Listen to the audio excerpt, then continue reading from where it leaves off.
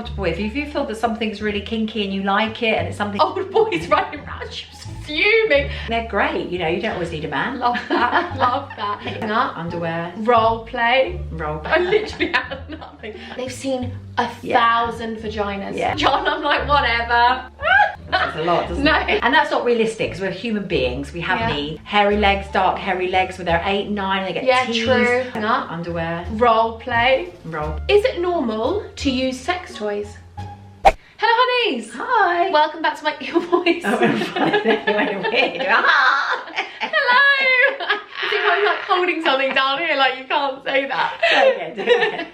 I'm a trans. What's those toys? Those things called? What are they called? Ventriloquist. Tranviloquist. That's exactly it, Mum. That's it. What? You farted? Vile. Don't Vile. fart. I'm keeping it No, up. you're not. I wish I farted as much as you. Oh, thanks. I do. Hello, honeys. Welcome back to my YouTube channel. If you're just joining me now, then hi. My name is Imogen. This is my mum. Her name is Deanna. Dirty D. Here she is. Hi. So basically, for this video, I'm going to be asking my mum questions which you can't ask your parents. So it's called questions I'm asking my mum that you can't ask your parents. We've got some very juicy questions been sent in from my Instagram. I'm very excited. So thanks so much for sending. Please don't forget to give this video a massive thumbs up for my amazing mum getting involved, and also hit the subscribe button to join my family of huns. I'd be so grateful. And let's get in with the video. We've got some juicy topics. Let's go. Right, here we go. So first question, mother dearest. I'm scared to go on the pill. How do I tell my mum? Did we do in her own age? No, but if she wants to go on the pill, she must be sexually active, maybe. Or is it her periods her problems? True. So I think it's your choice at the end of the day. Make sure you've got all the facts and things about going on the pill, and the side effects and things like that. And also, when you do go to a doctor, it's making sure you got the right pill. But I think when telling your mum, it depends on your parent, because some parents are really old-fashioned and they don't agree with it. It is your choice at the end of the day.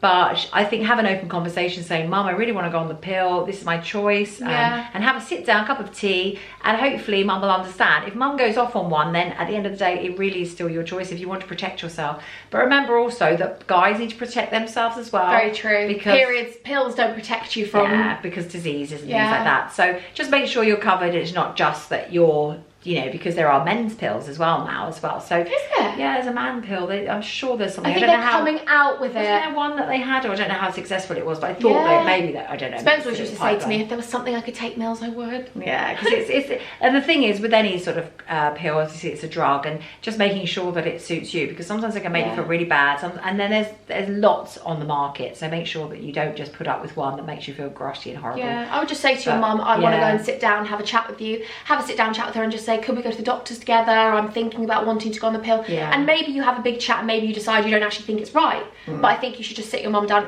I know I've got a very supportive mum, and I know that a lot of people don't. They're not lucky enough to have that, but I hope you do have someone around your support system that you can talk to. Even if it's your dad. Exactly. Some people can talk to their dads. Or a close friend or something. Yeah, or an auntie, cousin. But at the end of the day, you know, it's also about preventing getting pregnant if you're very young as well, because you don't want to be like, you know, having a child too young if it's not right and it's not the right person. So it's always about that as well. Exactly. Isn't it? Next one, here we go. How do you ask your mum when you should start shaving your legs? So, oh my god, I actually remember this. We were living in Avondale Road and I took one of your shavers. I must have been sick and I used it on my legs. I had no leg hair at all, probably at 6.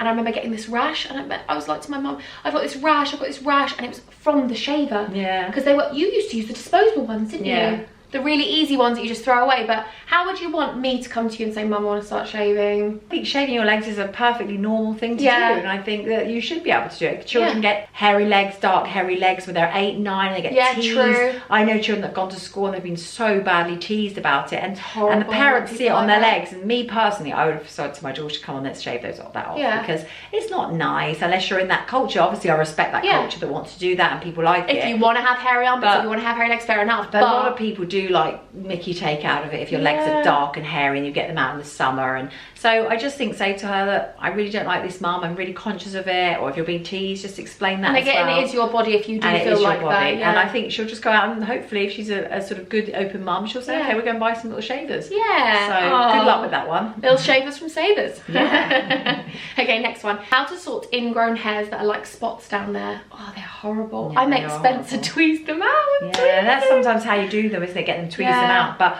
also just, sorry. I like them. Do you? like picking them out because sometimes they bleed a little bit. So and be I'm careful. Like, you can give yourself little infections. True. You have to make sure you wash your hands. Yeah. So if they get really horrible or they get bulbous, like a boil on them or anything, then go show the doctor and make sure you don't because they can get infected. So it's like an ingrown toenail or something like that. Always think things so so it's just about being clean, hygienic.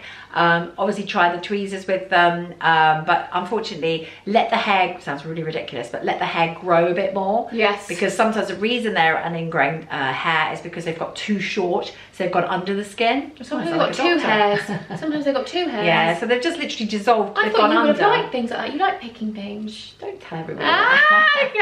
Okay, fine. Nothing's sacred, is it, with everything? Everyone has ingrown hairs. I like them. Yeah. They're fun. Here we go. Smear tests. What are they like? They're fine. I think the thing is with them, the most embarrassing thing about them is just sometimes having to lie back and sort of open your legs. Yeah. And can sort of feel a little bit, but it's very dignified. You know, you have a little blanket or a sheet over you. The ladies that do it are lovely. We're all ladies. We all do it. That's why I always think they've seen 1,000 vaginas. Yeah, they're very, it's interesting actually. One of the funny things about them is that they can tell you how your uterus hangs and where they can find mine. Yeah, and often they say, right, when you next go for one, tell them it hangs to the left and it's a bit to the back. So it's like, it goes to the left, it's a bit to the back. Because I always assumed that, you know, when they're looking at it, everyone sits the same, but we don't. So then sometimes they'll get you to put your hands underneath your bottom. That's what I had to do. So you lift up your pelvis, but they're over in 2 seconds. They're not painful. You just relax. And I think it's a massively, I think it's a taboo subject that people don't want to do. Yeah, girls, get out and have like your smear test. You know, remember Jade? Yeah. You know, and I really do think the age should come down. I'm really one for that's another campaign we should do to get the age. It's going to make me cry that people don't want to go because it's so worrying. Because the longer you leave something, if you have got something, the worse it gets. And they can catch so many things now, but just keep checking yourself. It's so important. Breast, vagina, you know, us girls have a lot of things to put up with. So look after all your health bits and, you know, don't be embarrassed or ashamed of it because it's something everybody does. And the majority of the time you have a female. And if you have a male, they're again, you can ask for females though. Yeah, but you can always ask for a female.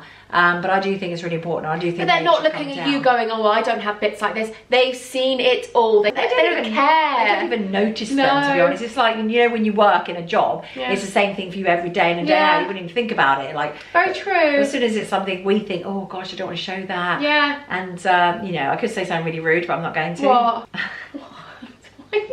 Say it. I was going to say, why is it we're not embarrassed to open our legs for other things? Well, it's true. But some people are. Some people don't. Yeah, some people do get embarrassed and do get insecure, so it's fair. It's fair. But I think it's because it's someone the unknown, isn't it? It does feel a bit weird sometimes. You think, oh, okay. But then you just laugh it off afterwards and think, oh, well, it's done now. They've got a swab and they can check for And I think when you get older, like my friend's had a baby, she's like, I do not care. I've had everyone look at everything down there. I still care though, even though I've had children. I don't. I've not had a child. I'm like, whatever.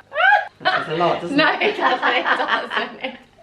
Right, but please go for them, please. How do I tell my mum I want to buy sexy underwear for my relationship? Go for it, girl. I always depends your age. If you're sort of in a relationship and whatever, I'm sure your mum already knows you're probably wanting to get sexy underwear. And as long as it's for the right reason. I don't want any of these young girls putting pictures up of themselves on these videos. She's such a mum, isn't she? Like every question I've asked, you're like, mum. The mum head is on, isn't it? It's true though, you know. So don't be buying sexy underwear for the wrong things and for sort of someone exploiting you. So please don't ever do that. You buy sexy underwear because you want to buy it, and it's about feeling pretty and feeling feminine and feeling as a woman, but never feel pressured into doing it because it's your body at the end of the day and you need to take control. You don't even have to buy sexy underwear for your relationship. I was single for a long time. I used to buy sexy underwear and be like, You don't actually have to tell your mum that you're buying sexy underwear because I didn't expect my children to report into me and saying, I mean, obviously depends on your age. If you're 12 or something, should we tell them the story about when I got my first bra, mum? Oh, when I told her dad. I thought it was really okay. I was young, had no boobs, and she was really excited by it, and she was so cute. What you told me you had one with soldiers on, didn't you? Yeah, I had little soldiers at their pillars. We went to BHS, didn't we? Yeah. Yeah. I was excited. I had nothing, and she got me this little bra. I had nothing. I did not even have like a little nipple. Like I literally had nothing. I was wearing this little bra, like, oh. Okay, next one. Go and get your sexy underwear and love your life. Yeah, exactly. Is it normal to use sex toys? It's healthy, yes. Healthy. As long as you don't share them. It's not normal or abnormal because everyone has a different outlook on relationships and everyone has a different sex life and everyone does different things. So I don't think it's normal or abnormal. It's whatever you want to do. Yeah, what is normal? Define normal. I said so many people, there is no such thing as actually normal because what's normal to Imogen might be completely abnormal to me. Yeah. So it's all very, very subjective and very based on your own experience and things like that. So yeah, sex toys, I think they're great. You know, you don't always need a man. Love that. that. Love that. My friend says that sometimes. Yeah. Actually, I will say this one thing. And it's about understanding your own body. I remember reading somewhere once actually that someone said if you use sex toys and stuff, you know the spots you want a man when you're in a relationship to hit. Yeah, exactly.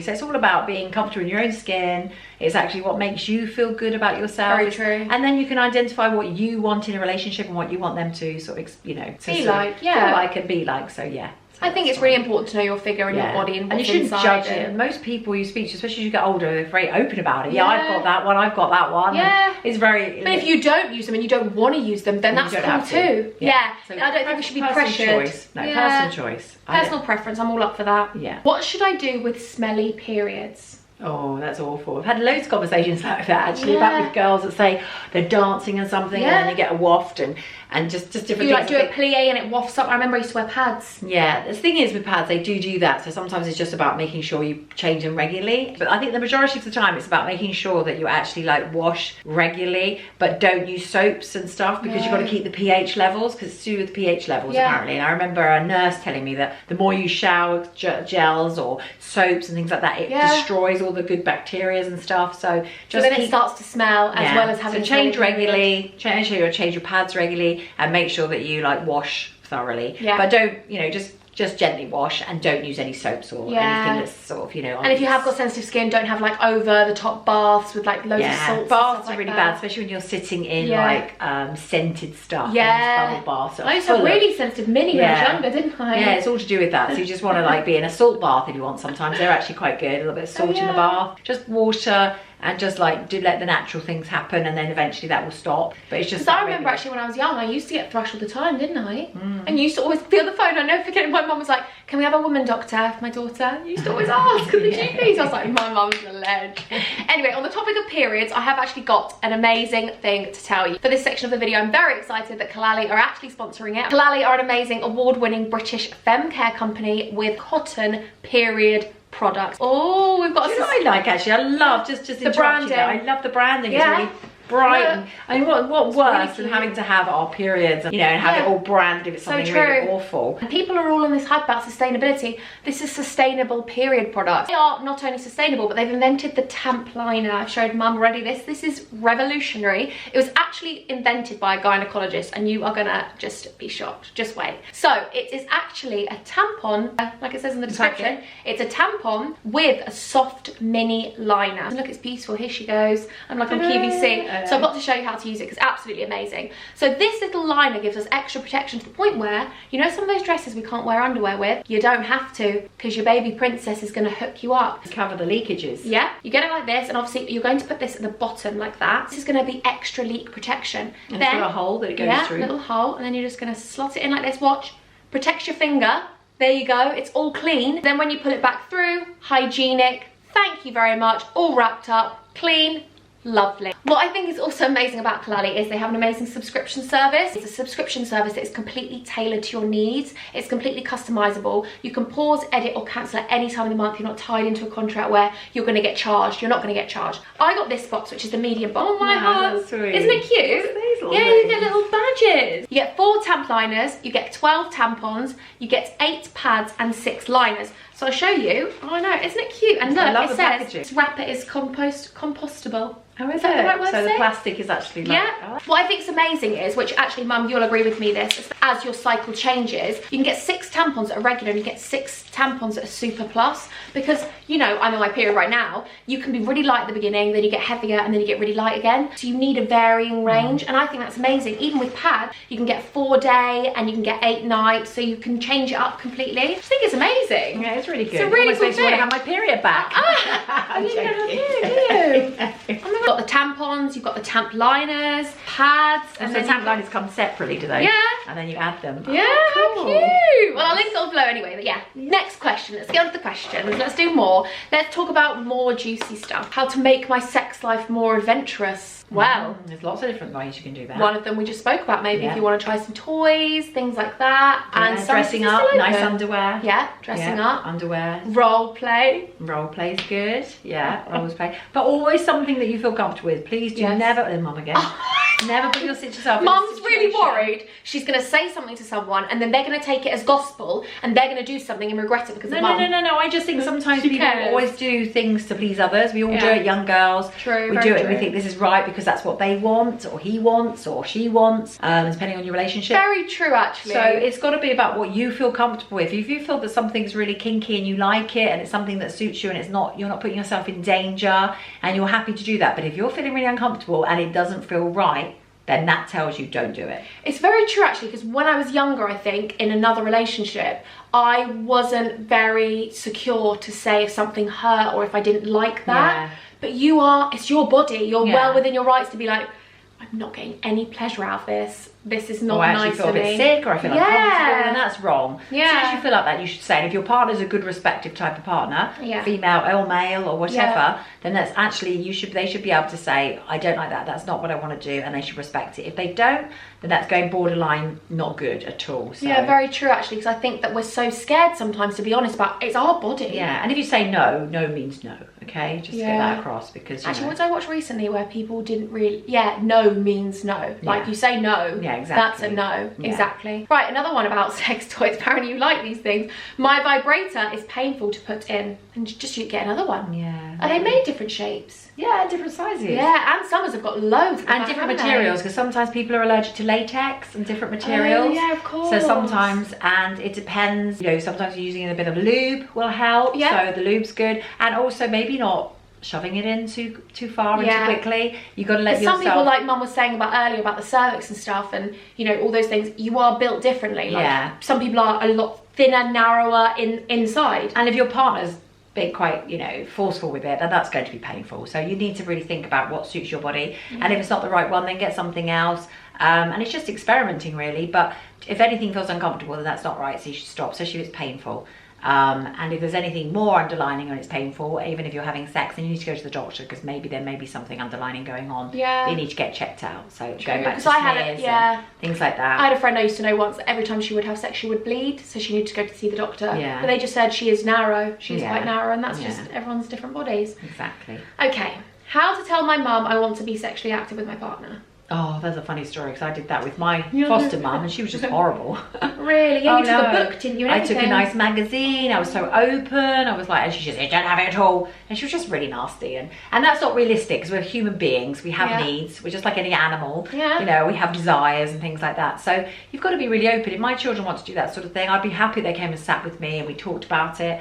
And and I just said and explained all the things and to be careful of and explain the risks, but I really think that it's good that you can do that, and I think it's really important that your parent hopefully will receive it in a good way and will not have a go at you, because then you're still going to do it. Because your parents had sex to make you. Yeah, and we do. It's a natural everyday thing. Yeah. It makes the world go round. It shouldn't be seen as a taboo, awful thing. It's just the way it's got exploited and the things that people have done to make it like that. Yeah. Sex is like this big thing, isn't it? Like, I remember when I was younger, my friends were like, oh my God, your mum is so open. All my friends who had lost their virginities because they were older than me, they used to always want to speak to my mum about it because they were so open with my mum. And it's a nerve-wracking thing with your parents because you feel like saying, okay, I'm in a relationship, I want to have sex, is like a disappointment to them, but it's not. And if it is, then I think it's a bit abnormal for any parent to actually think that that's wrong and to tell a child they're going to wait a certain age. Admittedly, sometimes you don't agree with the partner they're in, but that's their choice as well. So it's about really, as a parent, on the other side of it, it's about like trying to guide them in a way that if you don't feel the partner's very nice or you think the child's being exploited, then that's a very different kettle of fish. But as a parent, you should be there to go, okay, yeah, that's quite natural, and let's talk through it. And if you feel ready, is it ready though? Or are you being pressured? So that's a good thing about being able to tell your mum and your mum being responsive, because then your mum can say, is he making you do it? And if she says, yeah, actually, I don't really feel comfortable doing it, Mum, but he keeps saying I'm frigid, or, you know, then that's a different kettle of fish as well. So, and for anyone out there who hasn't got a close relationship with their mum, or if they haven't got a mum or anything like that, I'm going to stop talking about this topic because she's laughing. I'm trying to get all deep over here and she's going, sorry, because I said there's lots of kettles of fish. But there's not. Fishes don't go in kettles. Where does that come from? I don't get that. I love those things. So what does it mean, pot calling kettle black as well? Pot calling the kettle black because the pot's black, I think. Right. But anyway, if anyone knows what the kettle of fish is, please tell us, because I'm really intrigued by all these different phrases and sayings. True, what's the other one as well? There's loads of them. Yeah, I know. I used to say one's like you're a mouth in trousers. Can you imagine a little mouth jumping up in trousers? I remember when we used to play piano, and my mum used to tell everyone like she's really picked the piano up so well. I know, Grandma and I. We imagined Imogen literally having a piano on her shoulder. But so people are really literal though, aren't they? Yeah, they are true. It's hard on the spectrum, or you've got autistic traits. They're very like, take it literally. Literally like pull your socks up. They would actually go and pull their socks up. Aww, it's so sweet. I love that. I love people. I love everyone. Yeah. But what I was saying is, you don't have a close relationship with your mum, or you don't see your mum, or you don't have a mum. There's nurses, but you might have that relationship with your dad, or you might have an auntie, like I said, or you might have someone. So I don't want you to think that just because I'm sitting here with mum that you have to talk to your mum about these things, because I get it, everyone has different relationships and different situations. So just know, and some people are mums watching this and thinking, oh, I'm gonna have this chat when I'm older with my children. Exactly. So yeah, okay, next one. So when can you ask a parent if you can have a boyfriend or a girlfriend stay over? Obviously if you're with the girl. Well, I never had that privilege because mine was just straight out no, and I could never understand it, because I think personally as a parent, why would I want to shove my daughter to go and either stay at her boyfriend's house, which you don't know anything about, or being on the streets doing it somewhere else at bus stops, or in a car. And so I think it's much no, as in I'm joking. Thanks. You can have it here, you can have it if you want. I think you should just ask your parent if you've been in a relationship for a while, they've met, but you know, they met him. I remember when I asked you and Dad, do you remember? Dad was fuming. No. My parents were quite protective, to be fair. My mum's very open, but you were protective. Do you remember my 16th birthday? And all these old boys running around, she was fuming. And then I blew out my candles and they went, way, she's legal. Well, everyone, Dad was like, everyone out. Yeah, that's different though. Yeah, true. That's different. That's right, with your daughter being exploited. But I think it's nice that you were protective of me, because I haven't turned out that badly. And I think that children need rules. I watch it with my siblings, how you parent them. I think they need guidance and rules. Of course they do. Boundaries. They like it. Boundaries. They like it. They like being told off. Yeah, because they feel loved. Yeah. All these parents that think, oh, I let my child be feral and run around, and it's no good for them, because they get into trouble, because they also think that their parents don't care. Yeah. And when you actually hold you, not strictly, I don't agree with overly strict parents that are awful to their children. Yeah. I do think you've got to have boundaries and you've got to have limits. But I think children have more respect and feel loved. You know, like you say, you can't do this, and you tell them why they can't do it. And sometimes it's always about, we can't always get our own way. In life, you can't always get your own way. We all know that. Yeah. So it's really about, but I think personally getting back to asking, I think when there's ever a right time, to be honest, you'll feel it, or you'll know. If your mum's met the boyfriend, well, nervous though. Just say, Mum, you know, can he sleep over? And say he can stay in a separate room. So I think if he respects you, he would do that. If he respects your family, he would do that. Because when I was 15, 16, my ex-boyfriend wasn't allowed to stay in my room because I was underage, and also my parents were like, no matter what, it's respectful in my house. Yeah. I think that's respectful, and I think if someone loves you, then they would respect that. I know someone actually that was going out with someone. I know all these people, I've got no friends. I'm like, I know this person. I do know people, I do have some friends, but I know this girl that back in the day, her parents were really strict, and she wasn't actually allowed to stay in the room with him when she was 17 until she was 18. So he used to come around, he was an older boy, and he would stay in the separate room and be very respectful, because that's how it had to be. Exactly. And I think the thing is, you know that there's lots of kettles of fishes. There's loads of kettles of fishes. But you just know, and I think the thing is, the more open you are about it, the better it is always. But I think that you can then, if you've got it happening under your roof, you can then advise your daughter or your son, and then you can make sure that everything's safe and okay. Whereas that's what I meant about they could be doing it anyway. Yeah. They're not going to not do it just because your parents say, but wouldn't you rather your child was safe, especially girls? It's like alcohol, I guess. If you know, restrict your children too much from it, they're going to want to go out. I mean, I went to a private school where their parents were obviously very strict, and they pushed their boundaries because their parents didn't know. We were at school till 5:30, 6, and we had Saturday school. So they were pushing the boundaries because their parents kept it so much in the dark from them. They were like, I want to try even more. Yeah, you were very open and spoke to me about a lot of things. Smoking and everything. Yeah. So then you just go, it's your choice, isn't it? It's all about choice. Yeah. When I found out you tried a cigarette and didn't I know. When I was at 12, you were mad at me. I know, I was so adamant. I hated it. I know. Anyway, thanks so much, Mum. It's been right. amazing. You've been been really amazing good. as per usual. We love Mum. Thank you for supporting me. And we're matching, aren't we? We're matching. If you do want me to do another video with Mum, then please definitely let me know by giving this video a massive thumbs up. Hit that subscribe button. I'd be so grateful if you join my family. Thank you for your ongoing support. I love you guys so much. And until next time, I'm going to love you. And leave you. Bye. I should have told you the story about the girl that didn't know anything about periods and she stuck one on her head. They gave her a sanitary towel when she was at a nursing home because Mum never explained it. And they said, oh, I've got a headache. So she came out with one of these on her head because that's what she thought it was for. Giving her that. That's sad. No, it's sad. There's a lot of parents who don't show their children anything or tell their children I know. anything. So they have to go and try and figure it out themselves. Yeah, well, I wasn't really told about my period. I just came in and go, got blood in my knickers. Do you remember when I said mine, actually? Yeah. And you came from, you were like, you can have children. I was like, that's really that. Such a weird. I remember Dad coming up, and I went, Dad, not you, Mum, I need Mum. I just had it all in my butterfly pyjamas you bought from George Astor. Yeah. Do you remember?